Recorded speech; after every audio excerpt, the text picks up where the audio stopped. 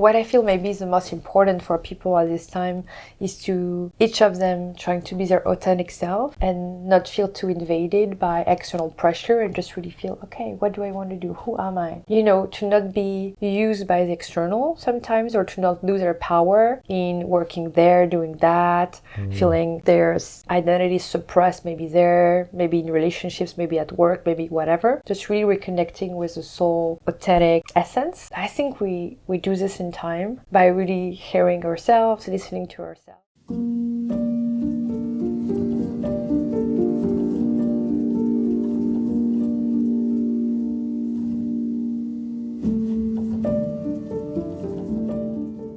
Hello everyone, and welcome to another episode of Blue Hour Podcast, where we explore the minds and the worlds of visionary artists and creators. In this week's episode, I got the chance to sit down with Sophie Gregoire from Toulouse, France, and we got to explore her world. She's a trained hypnotherapist, Reiki master, she does intuitive coaching, she's a published author, she has so much things behind herself, and we got a chance to discuss a whole range of topics, from her intuitive insights and how she channels messages from the collective unconsciousness to guide people.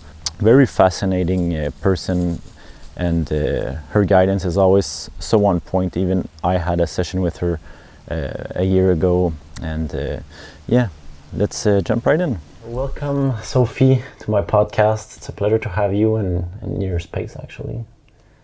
Yeah, thank you. So yeah, Sophie, for those who don't know her, I've actually worked with you last winter, right before my big step into the unknown when I moved to Spain. Mm-hmm. It was a very intense time of my life where everything was unsure, and I had a session with you. So you do, well, maybe you can start by introducing what you do, like in your own words. Yeah, perfect. Thank you, Alex, for having me. It's a very nice opportunity and experience to be talking with you.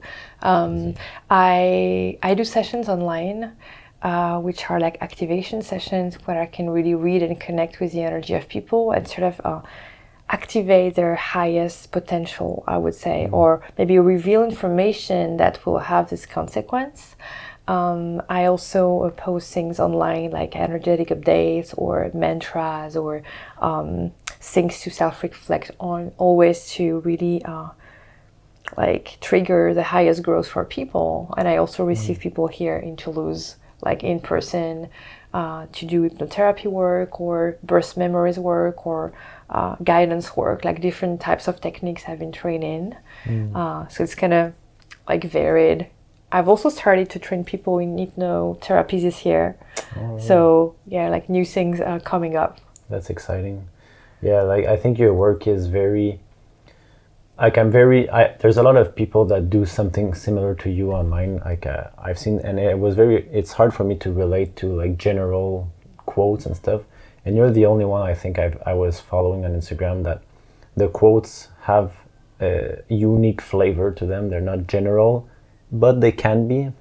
But they always talk as if like someone just put a mirror in front of me, as if you tap into the collective energy, like genuinely tap into it, and then come out with something that is so relatable.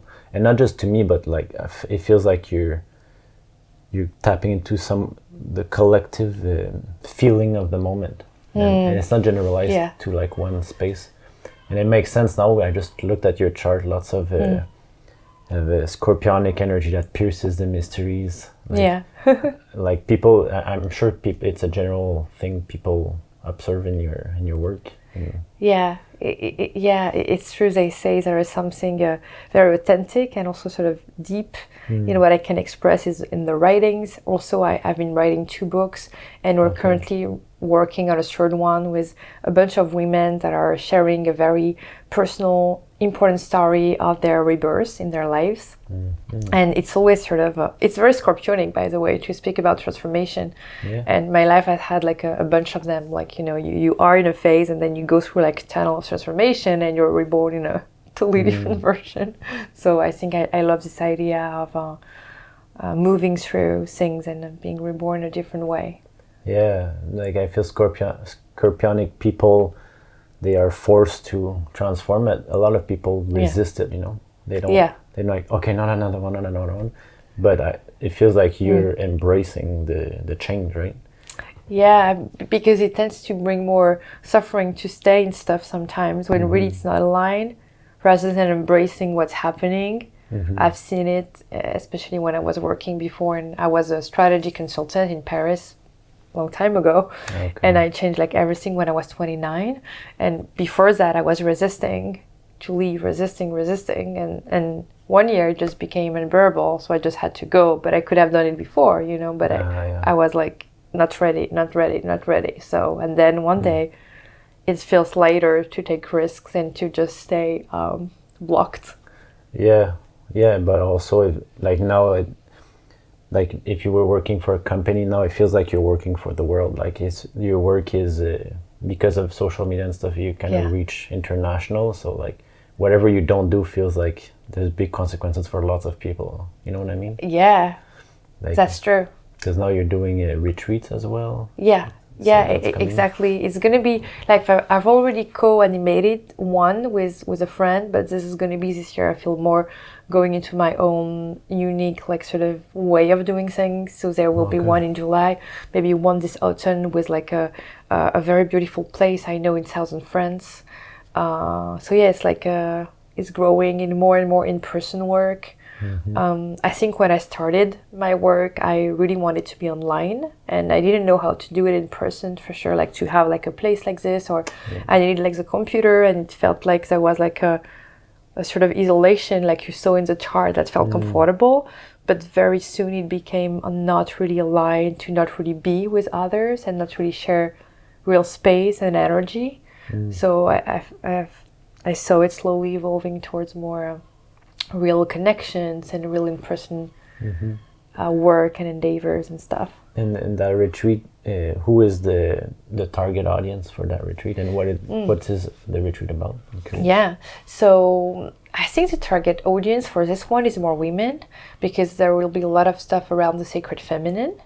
So we'll do some writing, therapeutic writing, creative writing, some relaxation, and we'll do discovery of the archetypes of the sacred feminine, and connecting with some and stuff. And what are those archetypes? Yeah, there are like certain archetypes that are connected to goddesses, and they connect more like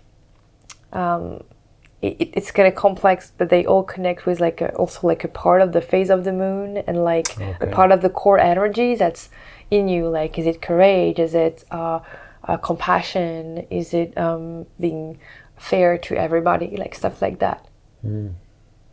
Okay. So you're gonna, in the retreat, do workshops and stuff that are specifically about those 3 archetypes? Yes. There's 3, you said? 13. 13. Yeah. Okay. So the cycle. So it's like describing them, and Okay. Yeah. Yeah, the number 13 is a very confused number. Yeah. Like there's a lot of mysteries behind the number 13. And Yeah. you probably know about those mysteries, like why it was demonized in the past 1,000 years or something. Yeah, I've heard it's connected to the sacred feminine and the power of women. And it became like also with religion, like in this very patriarchal society, something we have to be scared of. Even in planes, often you don't have the number 13. Yeah. So it's crazy how it impacted, the world. But I think it's going to change. You also have in the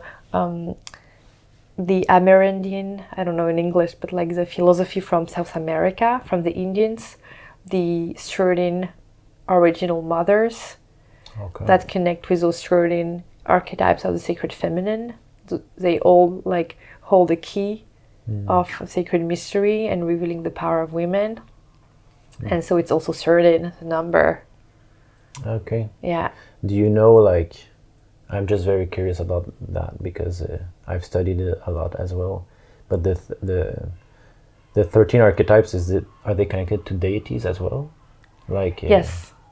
Yeah. Like and in the Vedic system you have the nakshatras, which are also phases of the moon. Oh. So yeah, but I think there's 36 nakshatras if I'm not mistaken. Oh. Interesting. Yeah, different concepts, but it's just nuances of the lunar cycle of of the month, basically, divided in 36.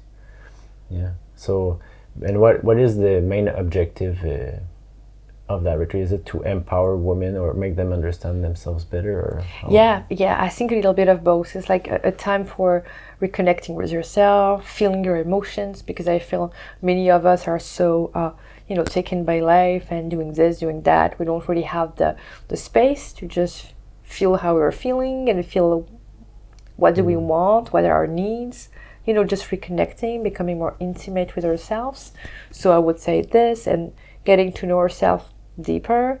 And this is directly connected with power, right? Because the more I know myself and I know what I want, the more I can take action in the direction of my power, right? So to me, like, authentic power has always been built on like knowing the self and self-discovery. And by doing so, if I really hear my needs and my own perspective and my wants, and I can take action because I know what I want, I know who I am. So I really feel it's very intertwined, like those two elements. Yeah.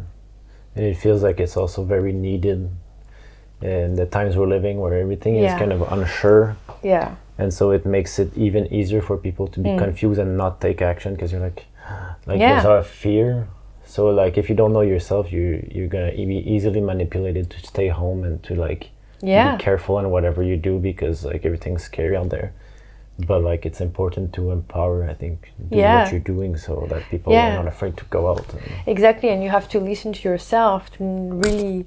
I've always felt we have a lot of we have all the answers within, and our work is to quiet a lot of what surrounds, external voices, society, people telling you what to do, and really connect and reconnect and reconnect. And so in this sort of sacred like box, like I don't know, like it's like a jewelry box, right? It's our answers, and if we can tap into that, then we know what to do, and then it's all about the courage to do so.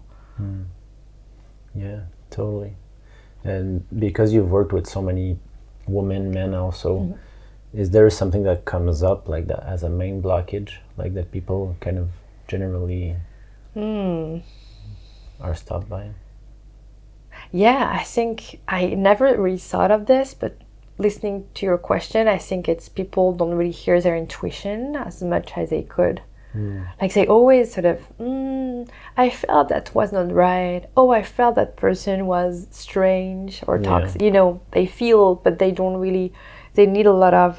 They and we. I'm the same as well. Like it's the same thing. We need evidence of stuff before really trusting our instincts. And I think our instinct is really powerful, and that has been quietened also by society. Like we need to be rational. 2 + 2 = 4. Like you have to, if you don't really see it, maybe it's not true. But we know like all the body feelings, what you feel in your belly with somebody. Do you feel calm? Do you feel open? Do you feel like tense? All of that has been suppressed a little bit. It's not what we learn in schools and stuff. So we make decisions based on very squared rational facts. And I've seen a lot of people, they know, but they don't trust it enough, so they don't take action. Yeah, and it feels like intuition, like compared to rational things, there is no it's not something that is like, this is intuition, here it is your intuition, this is how it works. I feel like maybe something also that's missing is just bringing awareness to what is intuition. Because I think to learn how your own intuition works, you need to know that it's a thing, and then it's like a science of, for your own self, when something comes up that you're feeling you need to act on. Often when it does happen or not, we don't reflect on it, Yeah. And if you were to reflect every time you have an intuition, it didn't happen, and note it in the... I agree. And then you can start seeing how spirit is talking to you, to your intuition, back and forth. That's true. I love this idea to really pay attention to stuff, and it's like also with gratitude, right? Like when we are we pay attention to what's happening around us, even the small things, we become more and more grateful, and I feel this is attracting more blessings. And I feel it's a little bit the same thing. If we pay attention to how intuition really serves us, we learn to trust it more, and that trust is like self-trust, and so then we can take more decisions, make more decisions, and be more connected to it because we already saw it was working. Yeah, so you just kind of develop a relationship with it. Yeah. And I think that's just forgotten, Yeah, it's too easy to dismiss it and just rely on what's physical. It's the easy way out. But yeah, so hopefully, like me too, with my retreats, that's what I like, tend to do, bring people this awareness of this how spirit communicates, because intuition, I don't know if you agree, it's very connected. Spirit connects to your intuition, and because our higher self, our spirit is different for everyone, you cannot follow a pattern or something external. That's true. And you're right, you said you're writing 2 books now? No, so I've written 2 already. Okay. I think you saw them too over there. And the one we're doing now, but the manuscript was finished yesterday, so that's all very timely. It was with now it's 37 women that are sharing like 8 pages each about their journey. But we wanted to have one really specific experience of rebirth. So it doesn't have to be short, like just one experience, but it's like an area of their life or an experience where they really experience like a rebirth, like a very intense transformation or a very big transformation, like a divorce, trusting themselves and finding their soul gifts, or becoming a mother when it seemed impossible, all that stuff. So we were 37, and the book is called Becoming You: How Women Reclaim Their Power. Okay. Yeah, that's beautiful. It's gonna, you said the manuscript, so the rough draft? We have like all the, we've really worked on it, because first I launched like a call on social media to find people. Then we worked on some synthesis to see what was a match. Then we had like all these women that were like a full body yes on both parts to participate. And then they've been working on one draft, and we've been thinking about it, maybe having some edits, so back and forth. And now we have like the 37 papers that are finished.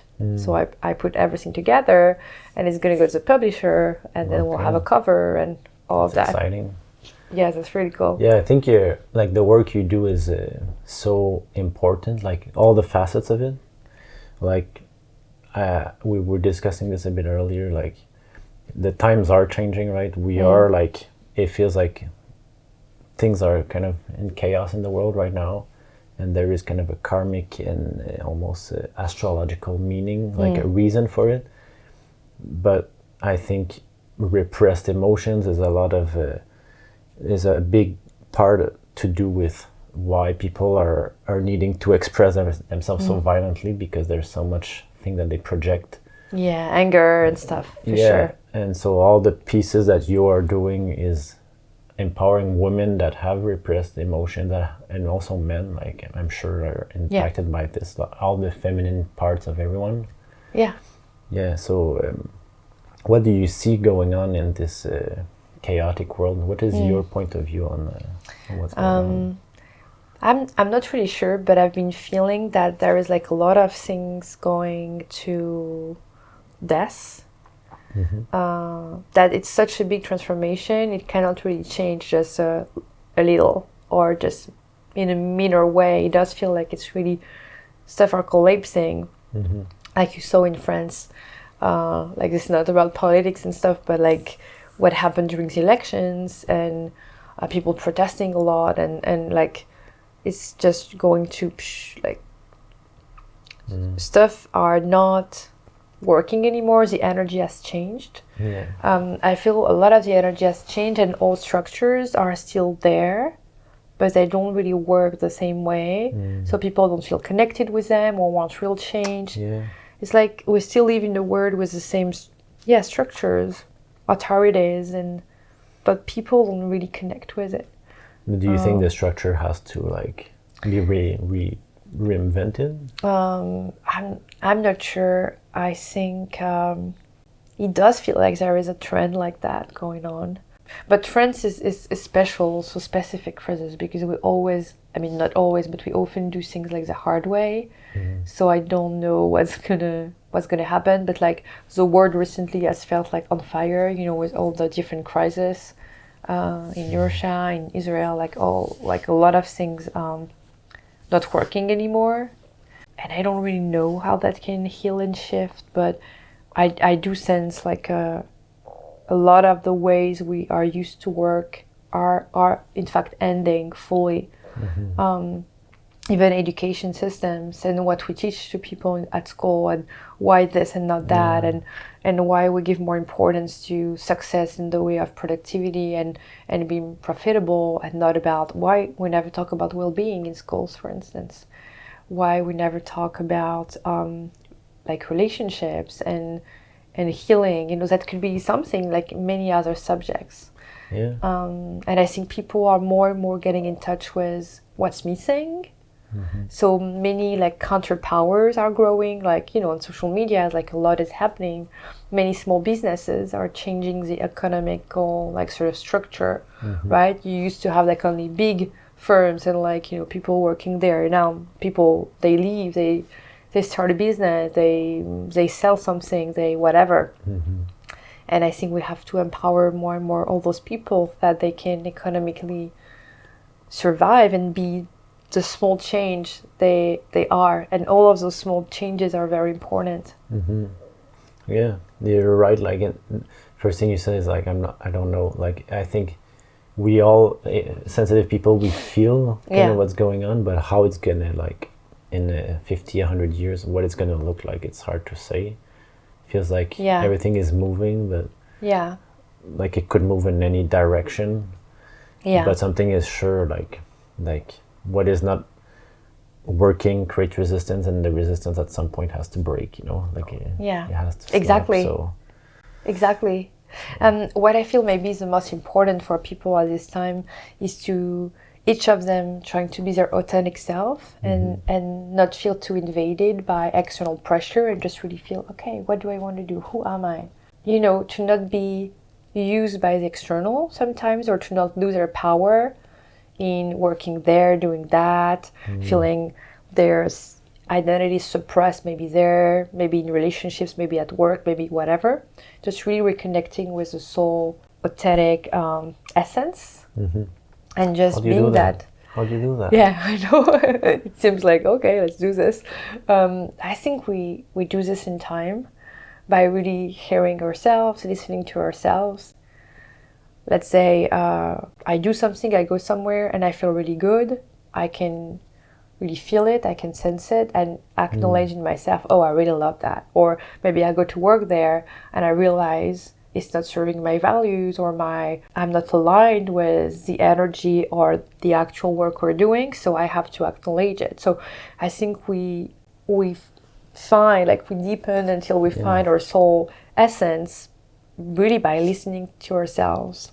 And like what you're saying, describing visually, like as I'm seeing it as you're talking, is a reflection.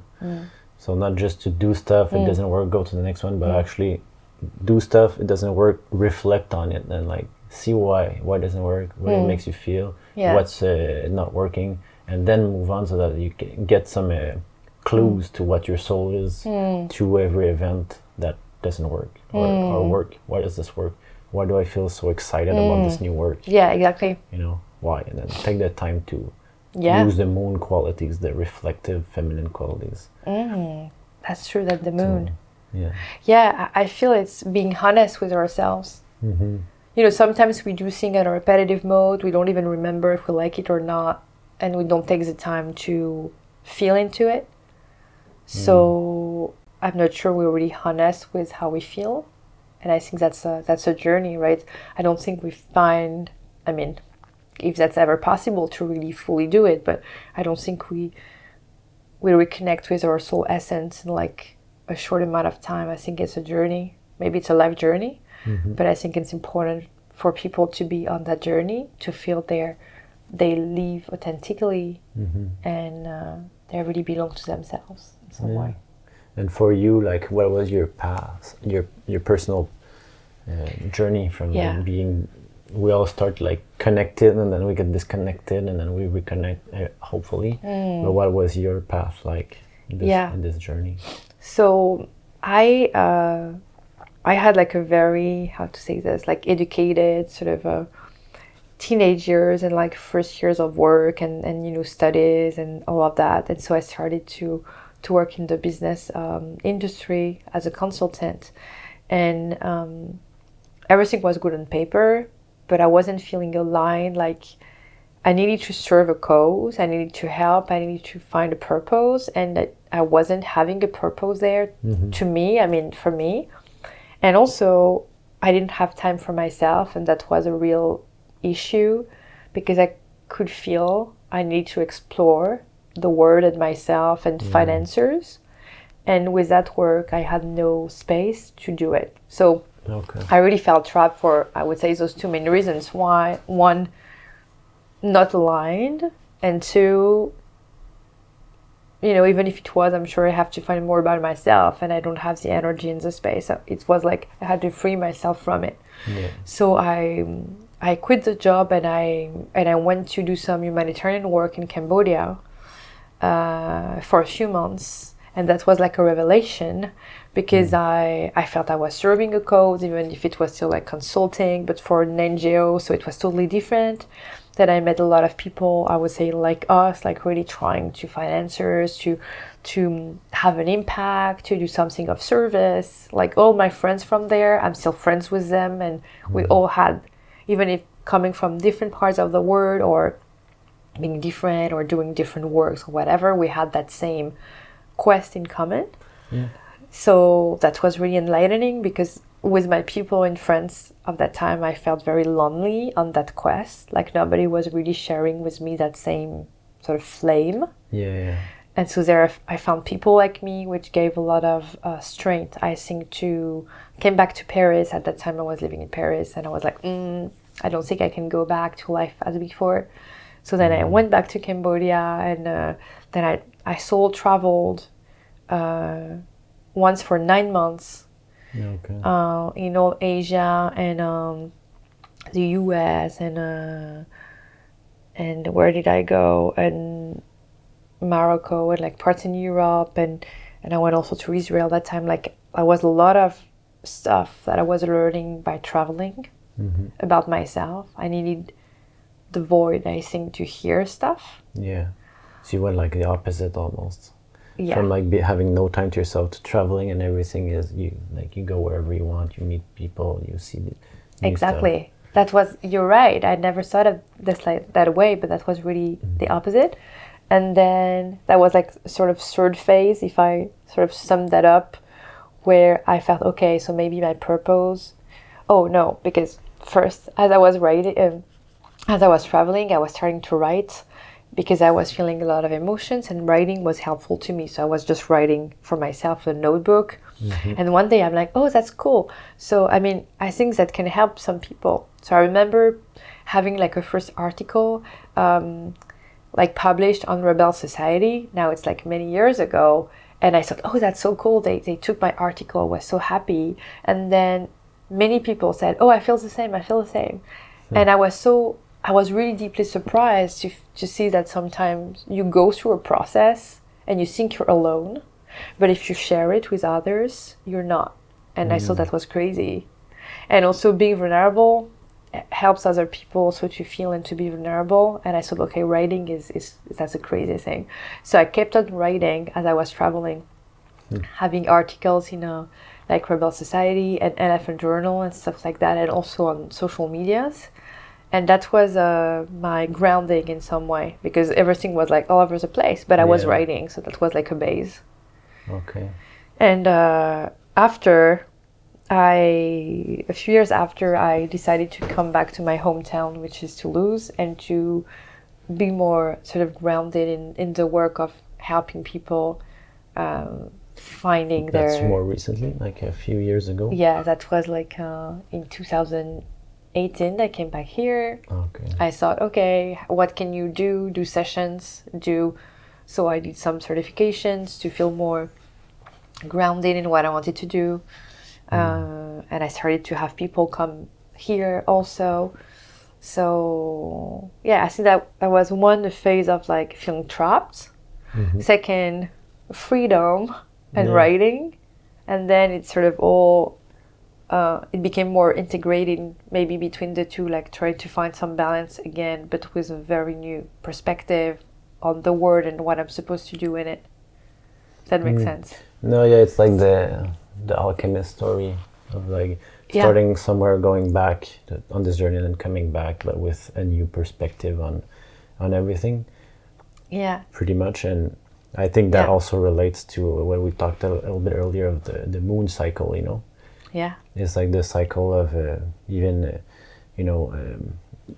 starting at a point where you're not satisfied, planting a seed, seeding it grow, and kind of nourishing it. The moon cycle, you don't really know where you're going, but you're putting energy in a new direction that you didn't use to put energy in there. And all of a sudden the full moon happens, and then you've done what you can, and then you just have to stop doing everything and just observe and reflect and see what the momentum has created.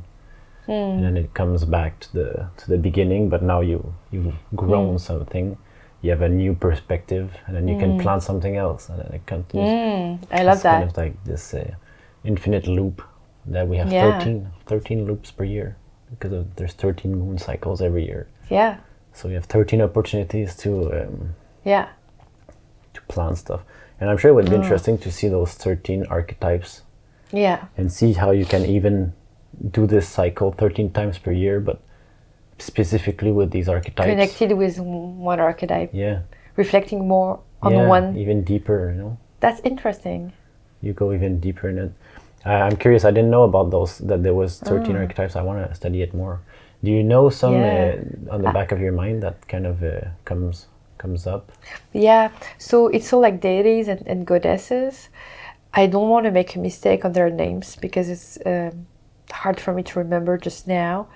But as I said, there is one connected with courage, one connected with compassion, one connected with service. They all sort of symbolize one power that we can have. And I think that's really interesting what you're saying, because we could take a year and like with people and say every moon cycle will connect with how can we give some intention to reinforcing that aspect of ourselves. Maybe that's what you're meaning, right? Yeah. And the sun also comes into influence, because once you've done this study of 13 moon cycles, you create one sun cycle. Yeah. And the sun in Vedic astrology, anyways, it's connected with the soul. So like doing this inner study of the moon forces, eventually you see the sun, you see the soul, and then you can be like, okay, so I'm not one thing. My soul is not one thing. It's 13 things. And these 13 aspects are, of course, individual, but because, like fiercelessness, to be fierce. Well, we all will express it differently, but it will still be like the same seed. So like our soul in this way, I would be curious. I have not studied it, but I would be curious to see like if we could see those 13 aspects in everyone. That's interesting. And through this study, we the conclusion would be, oh, we're all the same. Like, we're all one big soul, sharing our individual souls that are kind of shining in different directions, but we all are like this unity by studying these 13 forces that are probably, for most, half of them are passive. They're like not expressed in their life. They're dormant, sort of. They're sort of suppressed, or like not really on board. Yeah. Well, I would be. I like this. That's a nice idea to explore, maybe also for with people and groups and things. Yeah, I like to synthesis. My rising is Gemini, so that's why my retreat I also try to integrate like the structure of the retreat is symbolic, Yeah. So like every day also working with the energy of the moon on Moon Day, the energy of Mars on Mardi, Tuesday. And then work with these subtle energies that are programmed in our society but are just so far away and forgotten. Yeah. And bring back like intentional living. And I think like following the the month, there's 12 months. Yeah. Yes, it's relevant, but I feel like the moon is a lot more relevant. Just because... So certain. So certain. More than 13, 12, yes. Yeah. Because like from what I've learned about the history of like the solar calendar, it's been transformed, like December, it's 10. It's supposed to be for 10, but then you go to like January and I think February. Anyways, there's 2 months that don't connect anymore, and that was like this egotistical emperor in Rome that was like, I'm gonna make an extra month for me. It's gonna be named after me, and then it doesn't follow the flow of time anymore. Yeah. But what we can be sure is that the moon does, and it does 13 times. That's true. It's more. And accurate. we can feel sometimes also with the beginning of the astrological year. When it's like the season of Aries. I always feel there is something near April that's really rebirthed. And in several calendars, there is really an emphasis around this time. And I feel sometimes our calendar is like, okay, but if you really connect with it deeply, it doesn't really feel like super accurate, at an energetic level, I would say. Yeah, there's something there, like... At a sensory, energetic level. Yeah, it kind of disconnects us, we're supposed to feel this way, but like in January, it's rebirth and New Year, but it feels like no one really feels this way, and that's why like you do what you would want to do in the springtime. I'll start a new activity, start a diet, start this, but like the archetype, not archetype, the stereotype is that it never happens, right? You do it for a month. Well, why? Maybe you have to question why. Well, you're in the middle of the winter, it's cold, you don't want to get out of your house. Is it the right time to like start something with passion and energy? Probably not, But like when it's the beginning of summer, like now, today. Yeah. Then it's like, okay, everything's green. The green light is on. Let's go, Yeah. It's light. It's charged. There is energy for things. Yeah, and if you kind of overlap also the moon with the solar calendar, then like now we're like in the new moon. It's time to plant seed and like put it in action till it grows, and then it's gonna be like autumn, so you slow down, start preparing to like reflect and like be more passive about reassess it. And reassess and adjust maybe, or feel what went right or wrong, and I've been doing the exercise lately, like because I started to study Vedic astrology, but also to look at really where the moon is in the sky, and then overlapping my Vedic chart, and then you can see like how your mind is the moon too, how it's connecting. I love that. What is it? Do you see this link, like the moon, the mind? Like, I'm curious from your perspective. I've not really thought of that before. So the mind, because of the reflection?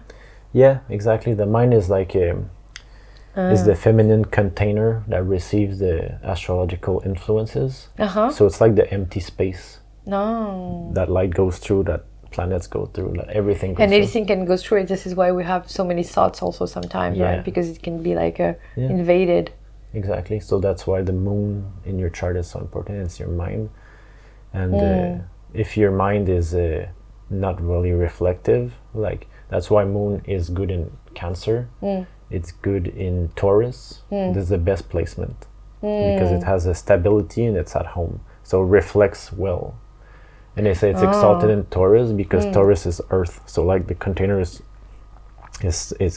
it can flow knowing that it's grounded. Yeah. And then the Cancer is just kind of like it is the container. So it's watery. It's like the right. Yeah, it's the right place. Yeah, Cancer. It's exalted or something. Yeah. In Taurus, it's exalted. In Cancer, it's in its home. Yeah. So it's just perfect. You can reflect whatever is there. Yeah, the right match. Yeah, right match. So then you can start seeing also like, what is my container? What is my relationship with my mind? Because that's something also that I feel we don't think about, right? I have to think of it for my moon. Yeah, your moon is in Vedic, it's in Leo, and in Leo. In Western, it's Virgo. Yeah, so your moon would be also connected with the heart. Yeah. which is a good thing because it's like the portal. Yeah. It's like masculine and feminine energies working well together, maybe. So yeah, but I think the study of the moon is underrated. Yeah, that's true. Like, and also for feminine cycles, we have to know like, oh, I feel very tired or I feel very happy. Yes, that's also connected to all that cycle that we also movements to do to ease a cycle. We don't remember, we've never learned that. That's very important. Asking to women to be as productive and like a workforce any day of the cycle is just nonsense. Yeah, like for sure, like society is not adapted to women, It's very masculine structure. Yeah, always the same, repetitive, and you can also see when you connect with your profile in human design. So my profile is manifestor. Okay. So manifestors have very different energies. They need to rest a lot, and they have surges of like creativity, ideas, writing, whatever, and they need to just flow with that. And then it's like, oh, I need to rest. It's not like I'm going to work from 9 to 5 every day and I'm going to feel the same way every day. It really doesn't work like this. It's very changeable, but like in those bursts of like energy, it really has to happen, because then the idea tends to be lost, or like and sometimes those bursts it just goes into like, I remember the book Becoming You was a burst of energy. I was in the car and I thought, oh, this has to happen, and that was like a typical manifestor surge of energy. And they're very important for manifestor people to receive and to really be in it. So society doesn't understand. Everybody's different. Yeah. And have different like profiles in many ways, many levels. But that's why I think society is not adapted well to femininity in general, not just women, but like the feminine qualities, like a feeling of, the flexibility, movement, it's all about, you have to be here, you clock in, you clock out, and whatever happens in there, I don't care. You just have to produce something. I know, it's crazy. Yeah, but for women, I think it's even like, because of the moon cycles and stuff that is affecting you even more deeply, it can be even more challenging. For men, if you just have a task, you can put your emotions on hold, which is what I did when I was young, and I paid the price after. Yeah, exactly. Repressing, but and I was wondering because you've done so much, like you've been doing your one-on-one sessions for a few years, like you feel like your channel is clear, from what I've been seeing on Instagram. Every time I see your post, I'm like, well, that makes sense. Thank you. It gives kind of this ease, oh, okay, I'm not alone. Oh, okay, this is something makes sense. Yeah. So what is something from all of your time doing this is there something that comes up that feels very valuable to share? I'm sure you share it through your books in different places, but like there's something. I think the idea we were talking about before, like why will the world change, or why is it changing, is because many people in their own lives and at their own level are listening to themselves, are reconnecting with their authentic self, and are really hearing what's important to them. And I think that's really important. And one day I don't know, I had this idea. I said everybody has to lit their candle so that there's lights, more and more and more light. Yeah. And I think in some way lighting their candle is accepting that we can be different. We have a different essence. We can be unique. We have unique tastes and stuff that we want to do and stuff that we want to explore.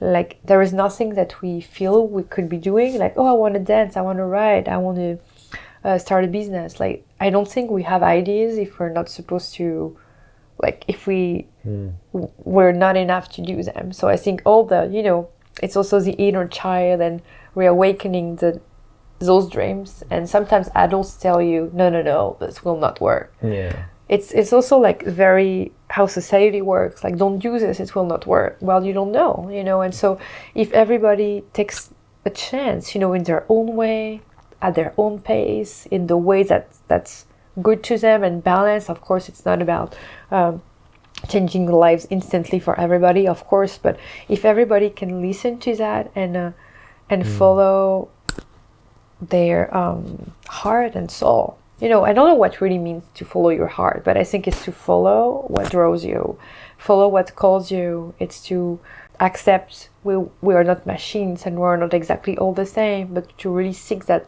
candle within. And maybe if there was one thing to say, it's to accept that there is a path, there is a journey. Things are not just finished, when you're 25 and you find your first job and say, okay, I'm going to do this forever. Some people, they like it, so that's fine too. They don't have to do something else.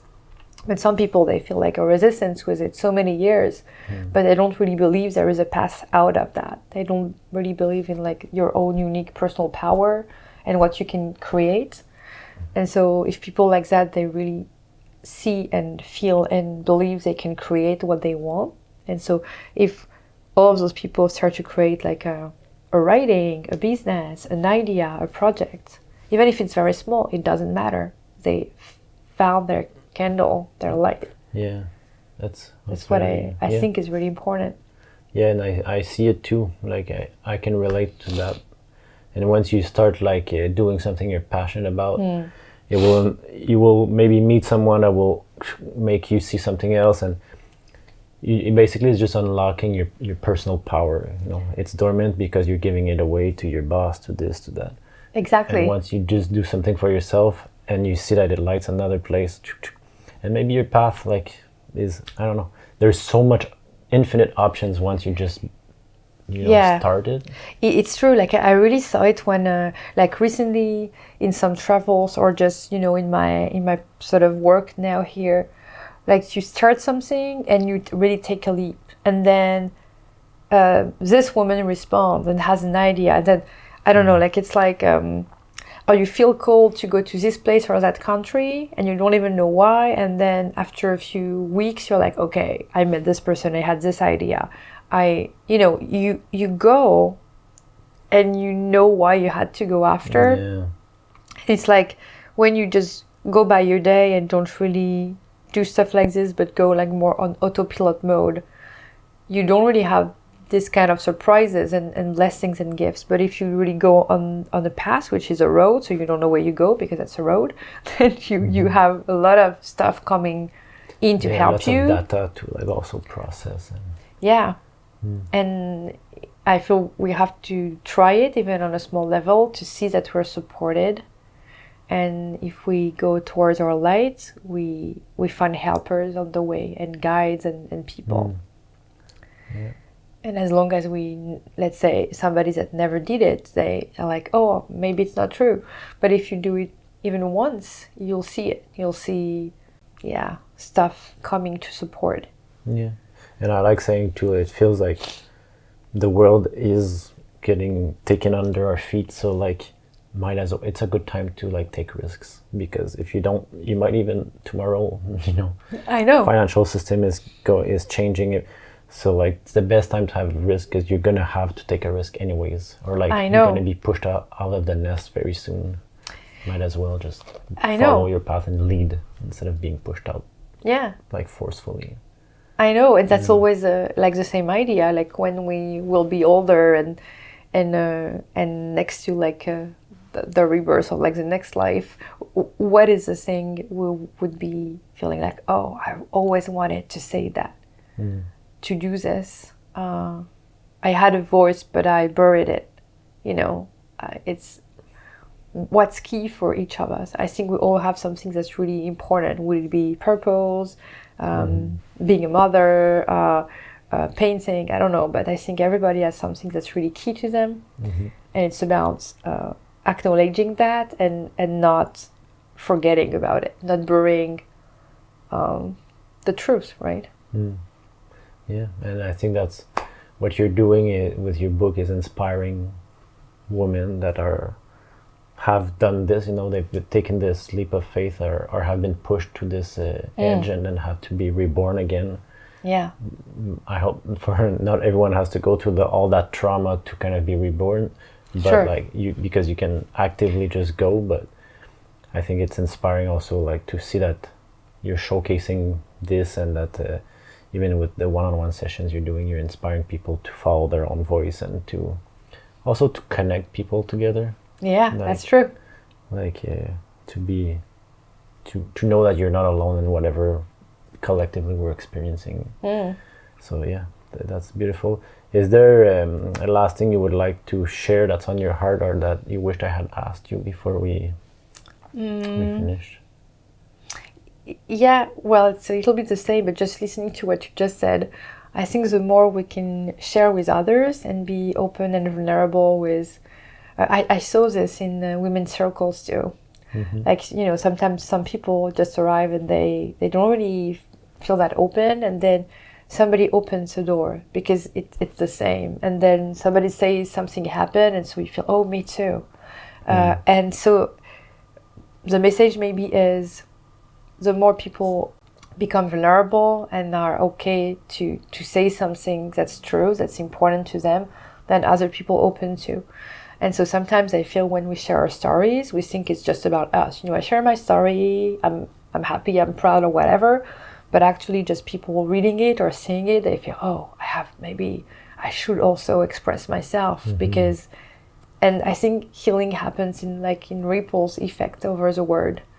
To not always say, you know, everything is fine, and to be honest. And so then somebody else also is like, oh, I can share it too.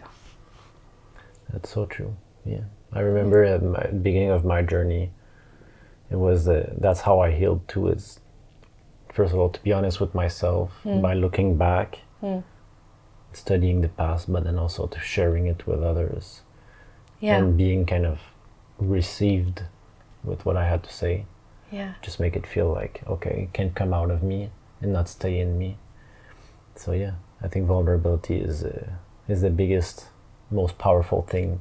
And also in the moon thing, in the mind, like, it connects everyone's minds together, because you kind of take something from your mind, you put it in the physical through your words, and someone receives it into their mind, and it kind of unites people, you know, that these mental things are like in the abstract realm.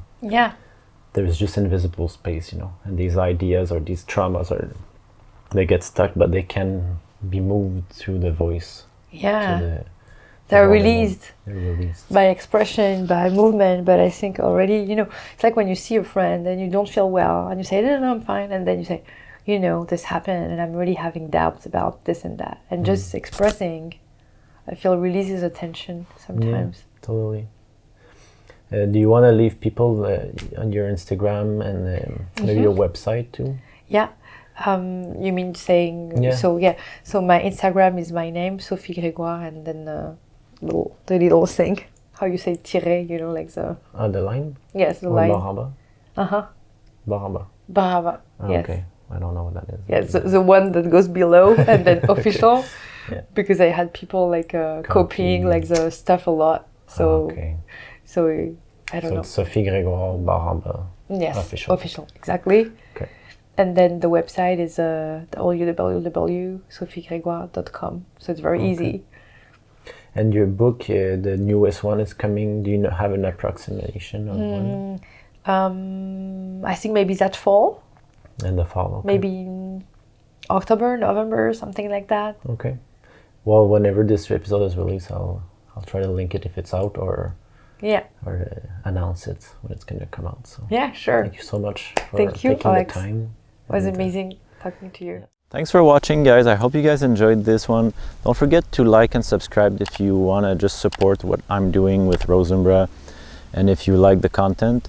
And go follow Sophie's work, go buy her book. She has so much value packed in her writing, so I recommend it strongly. And I'll see you guys on the next new moon.